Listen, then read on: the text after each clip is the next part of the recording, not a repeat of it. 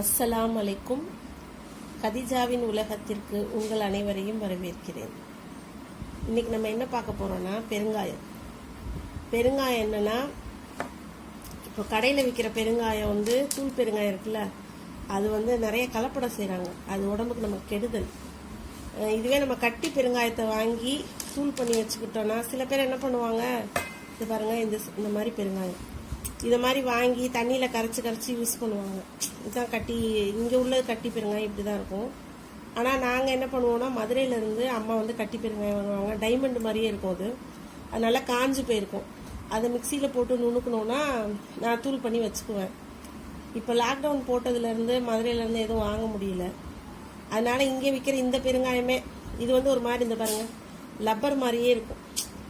புதுசில் லப்பர் மாதிரி தான் இருக்கும். வளைச்சோன்னா அந்த வளையுது பாருங்க, லப்பர் மாதிரியே இருக்குமா. இதை என்ன பண்ணணும்னா பொடி பொடியாக அப்படி கட் பண்ணணும். இந்த இப்படி கத்தியை வச்சு கட் பண்ண வரும்.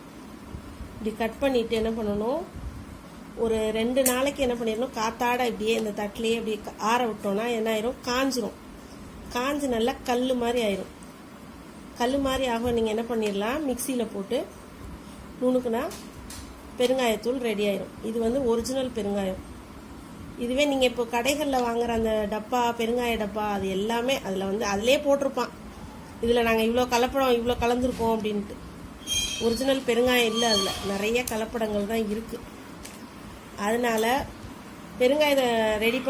பெருங்காயத்தூள் ரெடி பண்ணுறதானா நீங்கள் இந்த மாதிரி செய்யலாம். இந்த மாதிரி பெருங்காயத்தை வாங்கி இந்த இப்படியே குட்டி குட்டியாக கட் பண்ணிங்கன்னா கட் பண்ண வரும் கத்தியில். அந்த மாதிரி செய்யுங்க. நான் இதை பொடி பண்ணினதுக்கப்புறம் உங்களுக்கு காட்டுறேன்.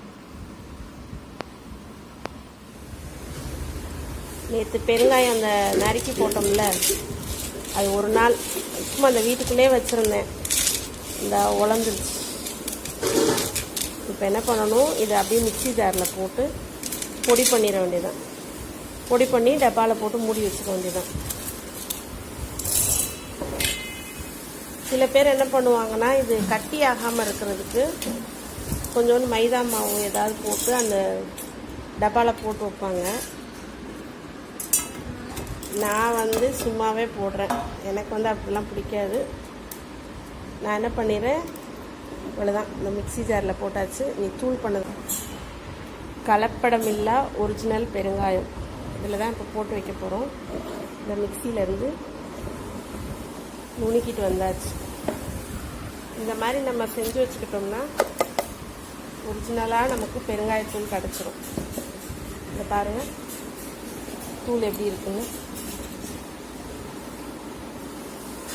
இப்படி அது தண்ணியாக இருந்த பெருங்காயம் தான்.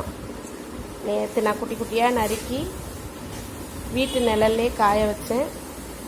காய வச்சுட்டு இப்போ இந்த மாதிரி தூளாக ரெடி பண்ணிக்கிட்டோம். இப்போ நமக்கு தேவையானப்போ எடுத்து இவ்வளோ போட்டுக்கலாம். ஆனால் காற்று புகாத டப்பாவில் போட்டு மூடி வச்சுருங்க. அப்படி வச்சிட்டிங்கன்னா அது பாட்டுக்கு இருக்கும். கொஞ்சம் கட்டியானாலும் ஒன்றும் பிரச்சனை இல்லை. நீங்கள் இப்படி ஸ்பூனை வச்சு பண்ணிங்கன்னா உதுத்து விட்டிங்கன்னா உதிர்ந்துடும். இது ஒன்றும் ப்ராப்ளமாகவே இருக்காது. நீங்கள் வேறு எதுவுமே இல்லை போட தேவையில்லை. ஒரிஜினல் பெருங்காயம் ரெடி ஆயிடுச்சு. இந்த மாதிரி நீங்களும் செஞ்சு பாருங்கள். பிடிச்சிருந்தா லைக் பண்ணுங்கள், சப்ஸ்கிரைபர் பண்ணுங்கள், கமெண்ட் பண்ணுங்கள்.